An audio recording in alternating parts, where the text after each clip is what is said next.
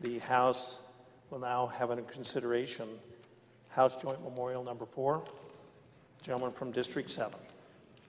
Thank you, Mr. Speaker, and I ask unanimous consent to dispense with the full reading of House Joint Memorial 4. You've heard the request. Is there an objection? Hearing none, the gentleman has the floor to begin the debate on the memorial. Thank you. The purpose of this memorial is, of course, to send a message to Congress and on a couple of very important issues.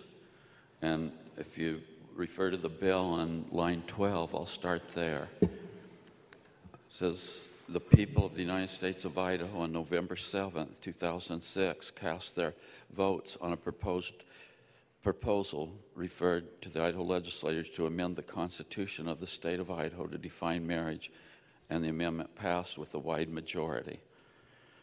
And the bill goes on more about marriage, but we've had quite a discussion on that throughout the last 2 or 3 years anyway, so we all know where we are there. So I think I'll move on down now to line 38. Now, therefore, be it resolved by the members of the first regular session of the 63rd Idaho Legislature, the House of Representatives, and the Senate concurring therein, that we call upon the United States Congress to bring clarity to the principle that the role of the United States Judiciary is to interpret as close to the original intent as possible and rule on compliance with the original intent of the Constitution by the executive and judicial or legislative branches, and the principle that judges of the United States Judiciary should keep their oath of office to uphold the law, not make or change the law. Be it further resolved that a judge of the United States Judiciary disregards his oath of office to uphold the Constitution should be impeached by Congress. And I bring this House Joint Memorial because there's so many issues that have come up across the country and with my constituents, my neighbors, everywhere I go, that whatever comes down from the court, even if it's unconstitutional, when you apply it to the commonly understood original intent, it just goes on anyway, and we have to live under it and go with it, even if it's not constitutional.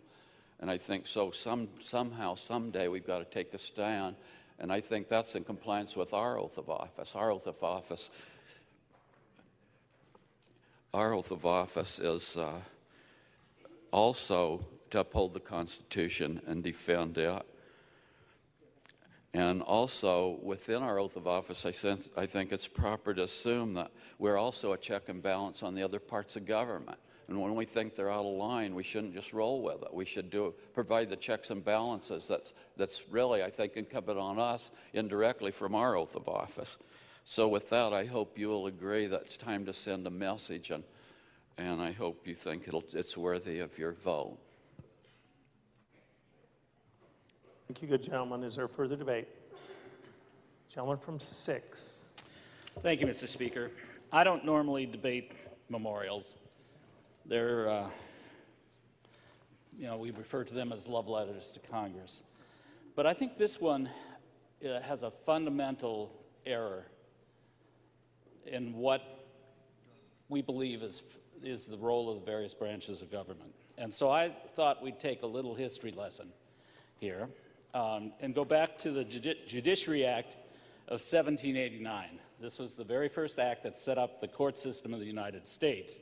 And in it is indeed the oath that federal judges take. It says, "I do solemnly swear or affirm that I will administer justice without regard to persons and do equal right to the poor and the rich, and that I will faithfully and impartially discharge and perform all the duties incumbent on me, according to the best of my abilities and understanding, agreeably to the Constitution and the laws of the United States. So help me God." There's nothing about specific wording or having a specific intent in the Constitution or the laws, but to the best of their abilities and understanding. This was refined further in 1803 in Marbury versus Madison, a ruling on this law that stated that Congress could pass no laws that are contrary to the Constitution, and it is the role of the judicial system to interpret what the Constitution permits. It is the role of the judicial system to interpret what the Constitution permits. I submit that original intent then was to let the courts interpret what the Constitution permits.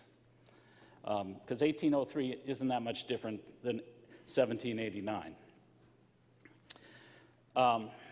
What this memorial says is that we are so against gay marriage that not only do we refuse to recognize the rights of those individuals, we'll try to impeach any judge who doesn't see it our way, the way the legislature of Idaho has it. This is distinctly different than Marbury versus Madison, and I think is distinctly different than most people's, than the legal understanding of what the role of the courts is in America. And as one additional thing, Mr. Speaker and good body, I think that this makes us headed for evening news again. Therefore, I ask you to vote no. Sir, for the debate, gentleman from 33. Mr. Speaker, members of the House, although I do not think that House Joint Memorial Number 4 is drafted probably in the best manner, using the best type of English composition, and I'm nevertheless going to support it because essentially it's sending a message. And that message needs to be heard throughout this land. Even a casual reading of the Constitution tells us that the authors of that venerable document were fearful of the centralization of power. I mean, that's obvious.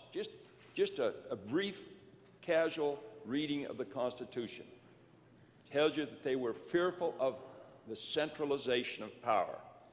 Scattered throughout that document are provisions which defines and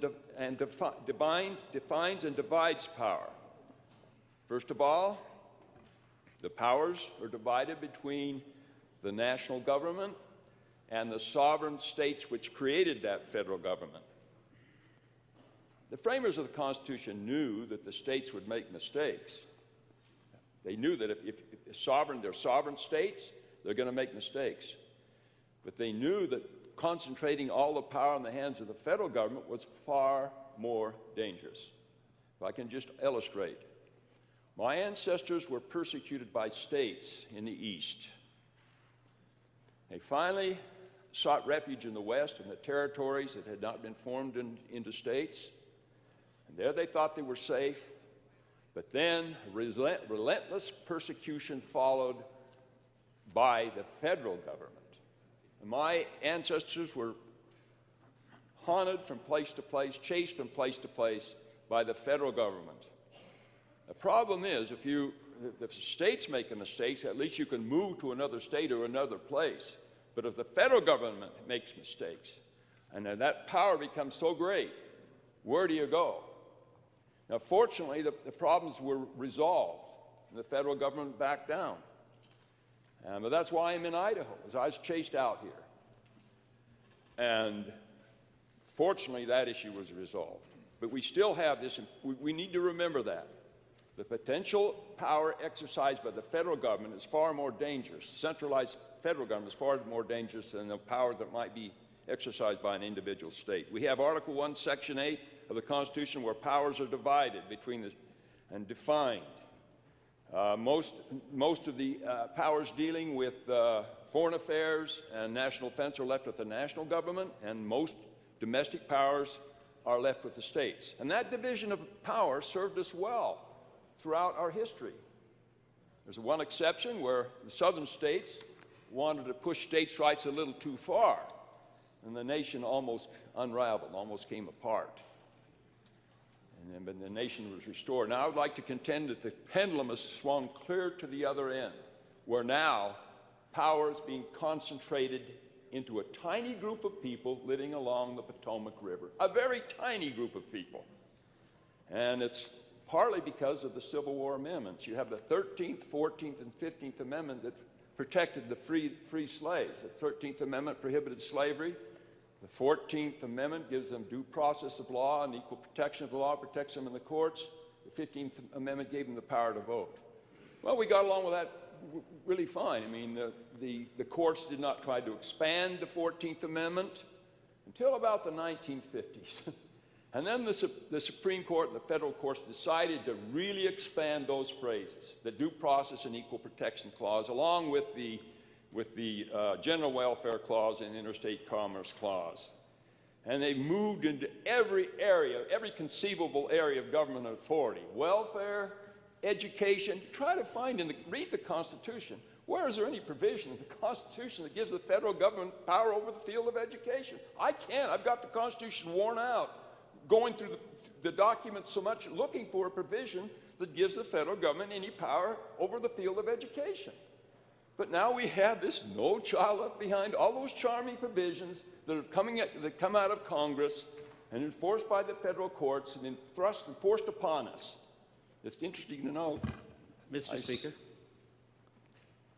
From 6. Mr. Speaker, point of order. I just query whether this is pertinent to the bill under debate. The gentleman was just about to get back to the subject. Mr. Speaker, I think it does relate to the subject. It all fits together. We're making an application to Congress asking that the Constitution be restored, its interpretation, that we follow the literal interpretation of the Constitution. Well, it's interesting to note that Canada does not even have a Department of Education, and they rank higher than we do on most education grading systems. Well, anyway, okay, I'm moving along. Okay, now we stretch it into areas, welfare, and now we're going into the areas of abortion and same-sex marriage. We're trying to apply the 14th Amendment of all. I mean, the men that wrote the 14th Amendment would be turning over in their graves if they could see that it was being interpreted in such a way as to force the states to accept same-sex marriage. I mean, that's beyond. I mean, it has to be stretched and twisted and turned in such an absurd way. And that's what's happened to our Constitution. It's been changed from the original intent of the authors of that document. And ladies and gentlemen, it's dangerous what we're doing, concentrating all this power.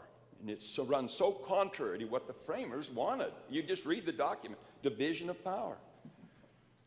At the federal level, we have the checks and balances, but we're concentrating power and giving them, the courts, the authority to centralize this power, and the Congress is following suit, and the executive branch is following suit. The states are the laboratories of democracy. We have too few answers on so many of these fundamental issues. I look at little Athens, tiny little Athens with 200,000 people. Consider the original contributions that they gave to the world. They invented democracy. They laid the foundations of science. They gave us the first true art. They gave us the first true drama. The first competitive athletics, just a tiny handful of people, 200,000 people, that's all they had. The states must be the laboratories of democracy. We cannot let this tiny, tiny, tiny, tiny group of people living along the Potomac River dictate to us in every sphere of human influence. I urge a yes vote on this piece of legislation. Thank you very much, ladies and gentlemen of the House. Thank you, good gentleman. Is there further debate?